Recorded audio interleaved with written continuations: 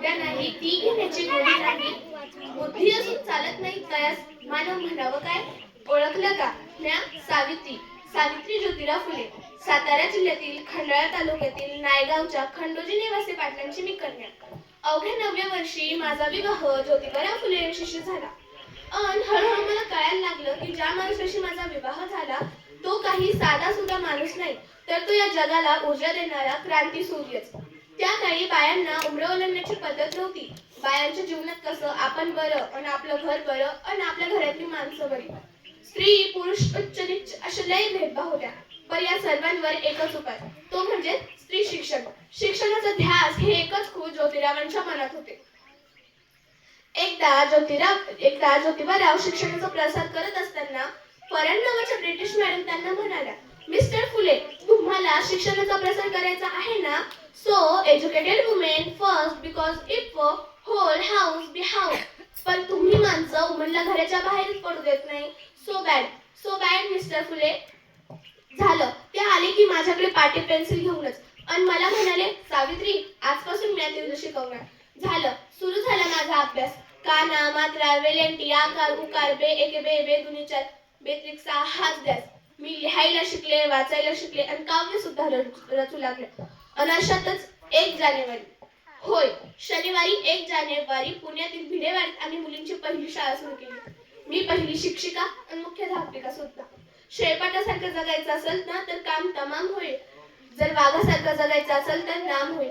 पण समाजाचं मात्र धर्म बुडाला म्हणून कोल्हेकोळी सुरू होईल. अहो एखाद्या सर्वसामान्य माणसाने शिक्षण घेतलं तर कुठला धर्म बुडतो हो, इतका तकलादू असू शकतो का हा धर्म. अहो धर्मासाठी माणूस की माणसासाठी धर्म. शाळेत जाताना चिखल फेकला मी सहन केलं, शेण मारून फेकलं तरी मी सहन केलं, थुंकलं तरी मी सहन केलं. पण आता माझ्या सहनशक्तीचा अंत झाला होता. आणि अशातच एक धट्टींगण माझ्या समोर येऊन बोलतोय, ए टवळे कुठे निघालीस, आधी आमच्या त्या पोरी बायांना शिकवायचं बंद कर. अगं तुला तुझी आबरू प्यारी की ते शिक्षण. कदाचित त्याला माहित नसेल की आम्ही सुद्धा ज्योतिराव परिवारांची पत्नी होती. अशी घेतली आणि संकट त्याच्या कानाशी लावलं आणि सुनावलं, आज आलायस थोबाड फुटलं. जर का पुन्हा आलास ना तुझ्या रक्ताने अख्खी धरती रंगवल्याशिवाय राहणार नाही. स्त्री कोणत्याही जातीची किंवा धर्माची असो, ती प्रत्येकाला बळी पडत आली आहे.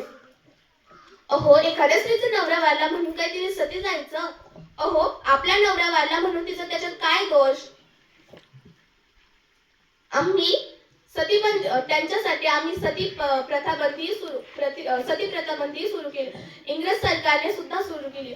यासाठीच आम्ही काम केले. आम्ही विधवा महिला काशीबाई यांच्या मुलाला आम्ही म्हणजेच यशवंताला दत्तक घेतले. त्याच्या दुडू धावण्याने आमचं अंगण कसं भरून जायचं. त्याला वाढवलं, मोठं केलं आणि डॉक्टरही बनवलं. मी अशातच पुण्यातल्याची साथ पसरली. काखेत गाठ होऊन लोक धडाधडा मरू लागले. तेव्हा मी यशवंताला म्हणाले, यशवंता आपल्याला हॉस्पिटल उभारायचंय. यशवंताने हॉस्पिटल उभारले. आम्ही रुग्णांचा उपचार करू लागलो. पण प्लेग हा संसर्गजन्य होता, त्यामुळे कधी ना कधी तो मलाही होणार होता. पण आम्ही मुळीच जगलो ते समाजासाठीच ना. जर का यासाठी मरण पत्करावं लागेल तर मरणा तुझे स्वागत आहे. ओ सावित्रीची मी सावित्री माई झाले. ओ सावित्रीची मी सावित्री बाई झाले. ओ सावित्रीची मी सावित्री बाई झाले. सावित्रीबाईची मी सावित्री माई झाले. आणि बघता बघता आमच्या 18 शाळा झाल्या. केशवपंत, सतीप्रथा या सर्वांवर आम्ही मात केली. कारण आनंद होता तो आयाबाया शिकण्याचा. म्हणूनच म्हणे, विद्येविना मती गेली, मती विना गती गेली. विद्येविना मती गेली, मती विना गती गेली, गती विना मिती गेली, मिती विना शुद्ध खचले. आणि एवढे अनर्थ एका अविद्येने केले. म्हणूनच म्हणते, मुलींना जगवा, मुलींना शिकवा व या देशाची साक्षरता वाढवा. कारण एक मुलगा शिकला तर तो एकटाच शहाणा होतो. आणि जर का एक मुलगी शिकली तर ती संपूर्ण घराण्याला शहाणी करते. म्हणूनच म्हणते, मुलींना जगवा व या देशाची साक्षरता वाढवा. धन्यवाद.